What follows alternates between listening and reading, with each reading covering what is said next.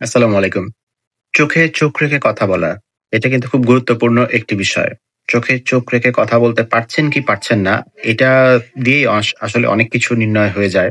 বিভিন্ন আ মানসিক সমস্যায় এটি হতে পারে যে চোখে চোখ রেখে কথা বলতে পারছেন না। কোন সমস্যায় কথা বলতে পারেন না বা সেগুলোর কি সমাধান সেগুলো আমি আরেকটি ভিডিওতে কথা বলব। আজকে খুব সিম্পলি একটু বলি, কতক্ষণ চোখে চোখ রেখে কথা বলাটা বা কি পরিমাণ কি শতাংশ সময় চোখে চোখ রেখে কথা বলাটা আইডিয়াল সেটা একটু বলছি। তো চোখে চোখ রেখে কথা বলা মানে কিন্তু আসলে সারাক্ষণ যে চোখে চোখ তাকিয়ে থাকতে হবে এরকম না আসলে। এটা আবার বেশি তাকিয়ে থাকলে অস্বস্তিকর বা ভীতিকরও হতে পারে। তো আসলে গবেষণা এবং কমিউনিকেশন গাইডলাইন অনুযায়ী কি বলে? মোটামুটি আইডিয়াল হচ্ছে 30-60% টাইম হচ্ছে আপনি চোখে চোখ রেখে কথা বলবেন। এটা মোটামুটি আইডিয়াল। কথা বলার সময় সামান্য কম 30-50% আর শোনার সময় কিছুটা বেশি 40-60% eye to eye contact maintain করতে হয়।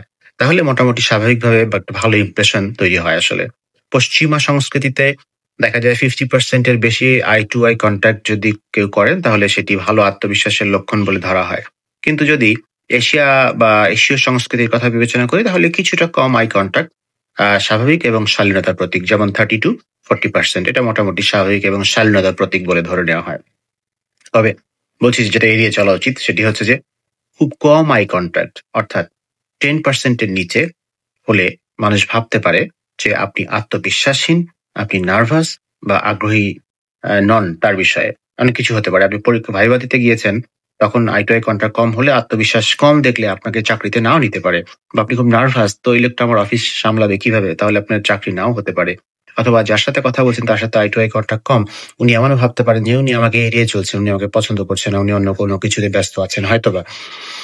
সো এই বিষয়টা একটু মাথায় রাখতে হবে। আবার অতিরিক্ত আই কনট্যাক্ট যেমন 70-80% এর বেশি আপনি তাকিয়েই আছেন। হ্যাঁ? সেটাও আবার ঠিক না। মনে হতে পারে যে আপনি আক্রমণাত্মক বা আপনি তাকে ডমিনেট করতে চাইছেন। সেরকম যেন আপনার সামনে যিনি বসে আছেন সেরকম যেন না ভাবেন, এটা খেয়াল রাখতে হবে। তাই ফাইনালি বলছি যে গোল্ডেন রুল কি? চোখে চোখ রাখার গোল্ডেন রুলস হচ্ছে কথা বলার সময় প্রায় অর্ধেক সময় আর শোনার সময় অর্ধেকের বেশি সময় আপনি চোখে চোখ রাখার চেষ্টা করবেন। এতেই আপনার কমিউনিকেশন হবে আত্মবিশ্বাসী, আবার হবে এটা স্বাভাবিকও ধরে নেওয়া হবে মোটামুটি। তো এটুকুই বলতে চেয়েছিলাম। সবার জন্য অনেক শুভকামনা। ভালো থাকবেন। দেখা হবে। চোখে চোখ রেখে কথা কখন মানুষ বলতে পারে না, এইটার বিষয়ে আমি আরেকটা ভিডিও বানাবো। সেটি নিয়ে আবার আসবো। সবার জন্য অনেক শুভকামনা। আসসালামু আলাইকুম।